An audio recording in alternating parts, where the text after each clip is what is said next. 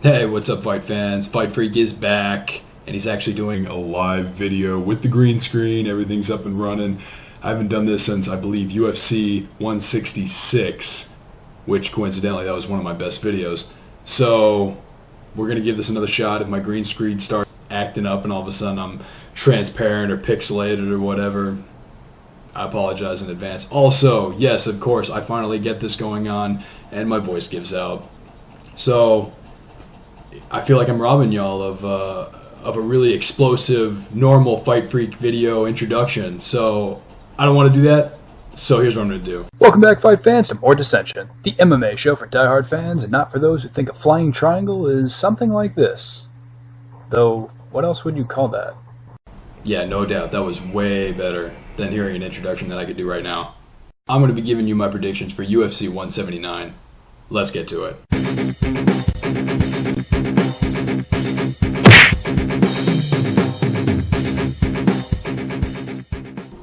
First bout on the Fight Pass prelims, we have Fabrício Camões. I don't know if that's even how you pronounce his last name. Taking on Tony Martin. Martin had a good first round against Beneil Dariush in his last fight. Tagging him on the feet, even had success on the ground.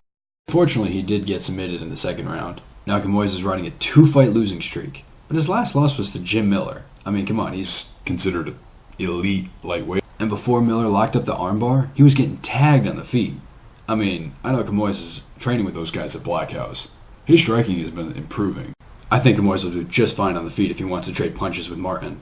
But if Martin wants to go for a takedown, I don't know if that's going to work out too well, seeing Camões is a third-degree black belt in Jiu-Jitsu. Probably has a higher pedigree than anybody else in grappling that he's faced thus far. I can see either fighter winning the fight, but I'm going to pick Fabrício Camões by decision. I've yet to see anybody pick against Gilbert Burns. He's pretty clear favorite. Gilbert Burns by submission. Believe it or not, the bout between Felipe Arantes and Andre Fili is probably one of the tougher fights for me to call.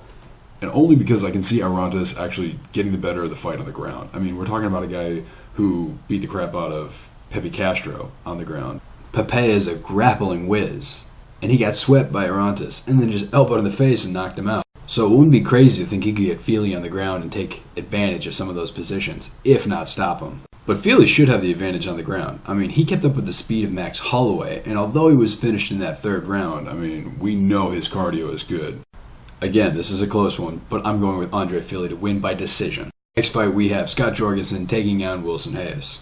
Now, Reis is a powerful, strong guy, and he's a great grappler. If he gave Alcantara the trouble that he gave him, I think he wouldn't have any problem with Jorgensen, considering his, how do I put this nicely, lack of success whatsoever. Okay, you got me. That's a bit of an overstatement, but Jorgensen struggled a little more against Danny Martinez than I thought he would have. In fact, I even considered picking Martinez.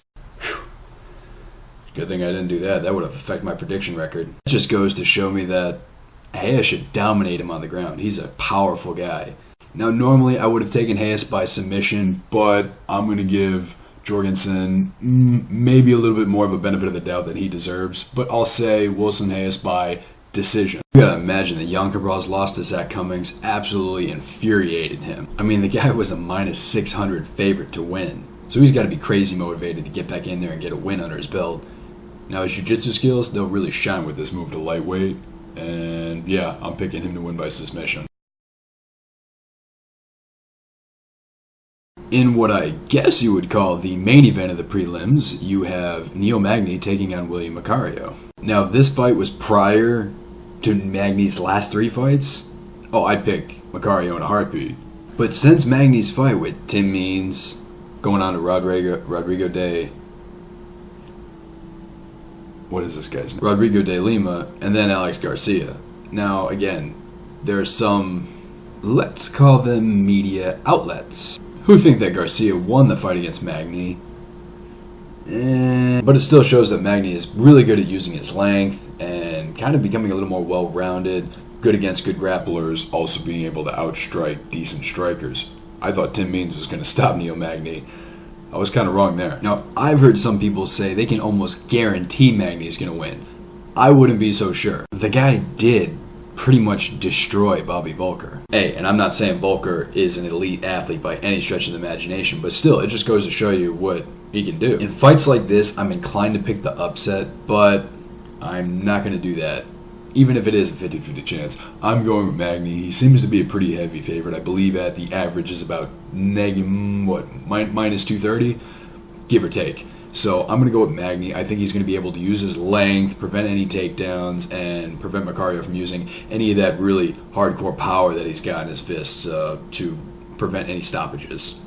So I don't think either fighter will finish the other, but I will have Magny winning a decision. On to the main card, we have Beneil Dariush. Oh, that's fun to say. And he's taking on Carlos Diego Ferreira. Now, I could just compare both their fights to Ramsey in the gym and be done with it, and that would be pretty damn evident who I'm going to pick. But we'll go a little deeper. We have a grappling whiz, Ferreira. Making up words now. We have Ferreira and Dariush. Now, both these guys, they are good grapplers. It could cancel out, but I think Ferreira has the higher grappling pedigree, if you will. And we've seen him out, we've seen him rear naked choke Colton Smith, an excellent wrestler who I thought he was just going to kind of lay and pray, get on top, and just ride out to a decision. Oh god, boy was I wrong about that. Dariush has proven that he can come back from a bad round and then finish his opponent in the second against Tony Martin. Now we got to take in consideration, we know Ferreira can strike now. This guy can knock you out and he will swarm on you. He can win by knockout or submission. So at this point, I'd be trying too hard just to figure out a way where Dariush can really have a good probability, a high probability to win. So I'm going with, Carlos Diego Ferreira. Let's say submission. I've been waiting for Lucas Martins to finally get a big fight. I've called it. I knew that he was going to get a big fight, and if he won, that would catapult him in the rankings. I foresaw this way before anybody else did. No, I'm not kidding. I have it right here.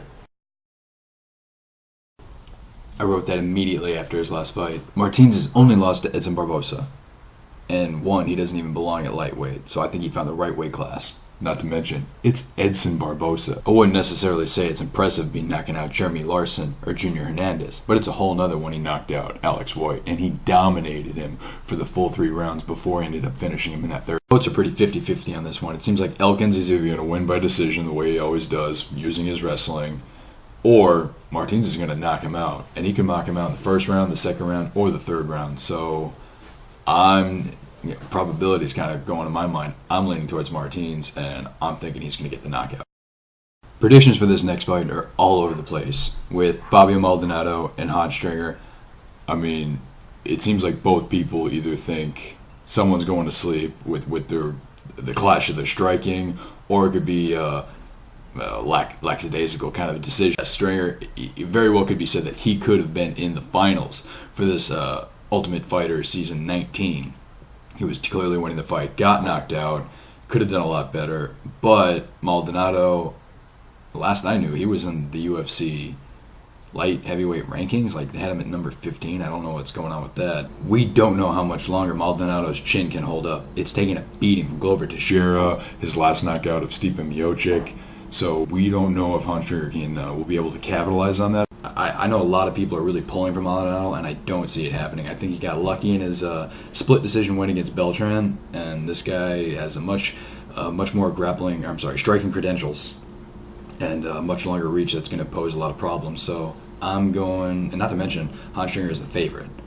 Might be a little surprising, but I believe he is a slight favorite, depending on which site you go to. So I'm going to go with Hodstringer. I'm actually going to go for, he's going to finish him. I don't know what round, but going for a finish, knockout. In the co-main event, we have Glover Teixeira returning from his failed attempt of capturing the title against John Jones. Pretty handily defeat against Phil Davis, who's coming off his loss against Anthony Johnson. And again, pretty decisive loss. I think a few people have actually picked Davis to use his wrestling, kind of get top position and grind out the win.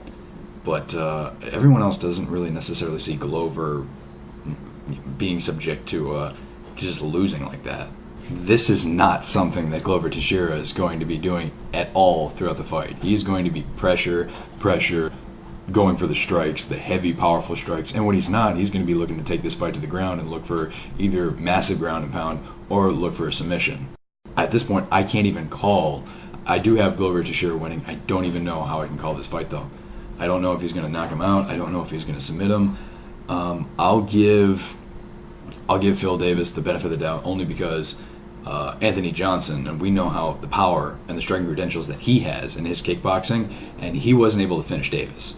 So I'll just say I'll play it safe, play a little more conservative, and I'll say that Glover Teixeira will beat Phil Davis by decision. In the main event, we have the rematch between Chad Mendes and the champion, José Aldo. Now, I think I'm actually almost 100% positive. I was the only person back at UFC 142, where they originally fought, that actually picked the upset for Chad Mendes to win. I was terribly wrong. Don't get me wrong. I mean, I don't think I could have been more wrong. But Chad Mendes had some very accurate, I don't want to say complaints, but critiques about José Aldo. The whole fence grab thing, I mean, come on, you cannot ignore that.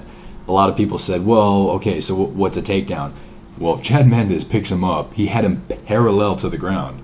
I mean, I actually have the picture that shows him completely parallel to the ground. It wasn't like he had him 6 inches off and he lifted him up with one leg. No, he was parallel to the ground.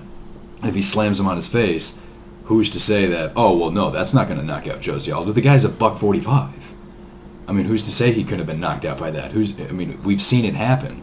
And now we know that Chad Mendes has even improved his skills since then, and greatly so. I mean, he's finished, 5 out of his last 6 fights?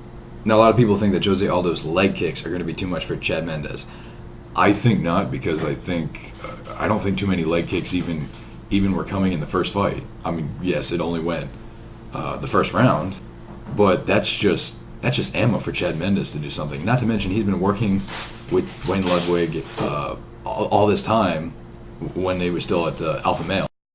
Worst case scenario, José Aldo wins all 4 rounds going into the 5th. But Chad Mendes, I mean, he's a powerful 145 and has equally, if not better, well, I don't want to say that, but I mean, he's on par with the level wrestling of Frankie Edgar.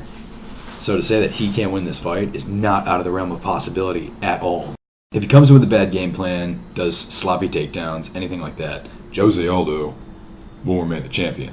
He could even catch him with one good punch, even if he's losing, and then fight's over. It's done. But I'm calling the upset again. If I did it in UFC 142, I'm certainly going to call it now.